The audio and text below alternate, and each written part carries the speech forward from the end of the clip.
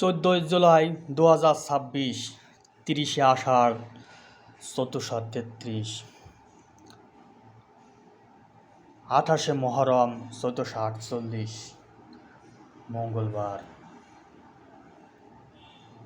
টানা বৃষ্টিতে ভাসছে পাইকগাছা, পানিবন্দী হাজারো পরিবার, মৎস্য খাতে কোটি টাকার ক্ষতি। টানা বৃষ্টিতে ভাসছে পাইকগাছা, পানিবন্দী হাজারো পরিবার, মৎস্য খাতে কোটি টাকার ক্ষতি।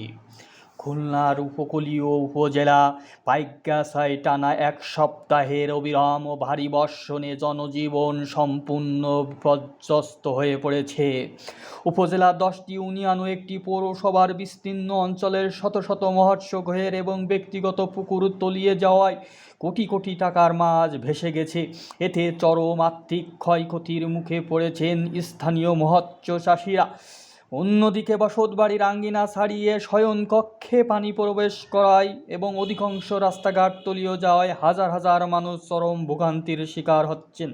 পানি নিষ্কাশনের কার্যকর ব্যবস্থা না থাকায় থমকে গেছে নিম্ন আয়ের মানুষের উপার্জনের চাকা। চাঁদখালী ইউনিয়নের 8 নম্বর ওয়ার্ডের উত্তর গড়ের আবাদ গ্রামে সরজমিনে দেখা যায় কমলাপুর মৌজার বিলে ডিপ মেশিন চালিত মৎস্য ঘেরগুলোর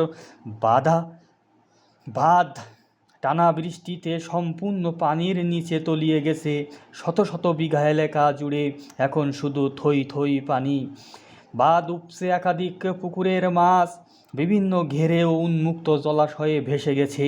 ক্ষতিগ্রস্ত কৃষক আবুল কাশেম সর্দার আক্ষেপ করে বলেন, এমনিতেই ডিপ মেশিনের মাধ্যমে পানি তোলার কারণে বিলের ঘেরগুলোর বাঁধ কানায় কানায় পূর্ণ ছিল।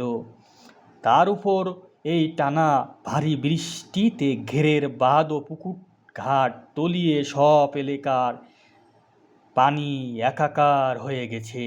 আমাদের সব শেষ হয়ে গেল। গত এক সপ্তাহ ধরে চলা মুষলধারে বৃষ্টির পর সর্বশেষ শনি ও রবিবারের ভারী বর্ষণে পরিস্থিতি মারাত্মক অবনতি ঘটেছে।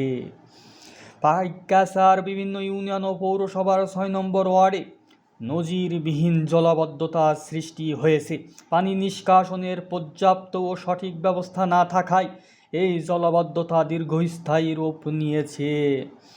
রাস্তাঘাট কাদা ও নোংরা পানিতে ডুবে থাকায় যানবাহন চলাচল ব্যাহত হচ্ছে। ফলে চরম ভোগান্তিতে পড়েছেন পথচারী, দিনমজুর এবং স্থানীয় ব্যবসায়ীরা। এদিকে জলাবদ্ধতা নিরসনে প্রশাসনের পক্ষ থেকে উদ্ধার ও নিষ্কাশন তৎপরতা শুরু হয়েছে। বর্তমানে পৌরসভার 6 নম্বর ওয়ার্ডের সুইচ গেট দিয়ে দিনরাত 24 ঘন্টা পানি অপসারণের কাজ চলছে। গেটের দায়িত্বে থাকা ইব্রাহিম মোল্লা জানান, পানি দ্রুত নামানোর জন্য তারা নিরলসভাবে কাজ করে যাচ্ছেন। বৃষ্টির তীব্রতা কমলে পরিস্থিতি দ্রুত নিয়ন্ত্রণে আসবে বলে আশা করছেন সংশ্লিষ্টরা। পৌর প্রশাসক উপজেলা নির্বাহী অফিসার ওয়াসিউজ্জামান চৌধুরী বলেন, জলবদ্ধতা নিরসনে এবং দুর্গতদের ভোগান্তি কমাতে দ্রুত পানি নিষ্কাশনের লক্ষ্যে প্রশাসনিক সার্বিক তৎপরতা ও মনিটরিং অব্যাহত রয়েছে। পরিস্থিতি দ্রুত স্বাভাবিক করতে আমরা সব ধরনের প্রয়োজনীয়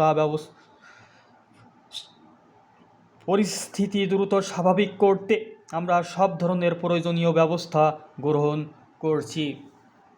টানা বৃষ্টিতে ভাসছে পাইকগাছা, পানিবন্দী হাজারো পরিবার, মৎস্য খাতে কোটি কোটি টাকার ক্ষতি।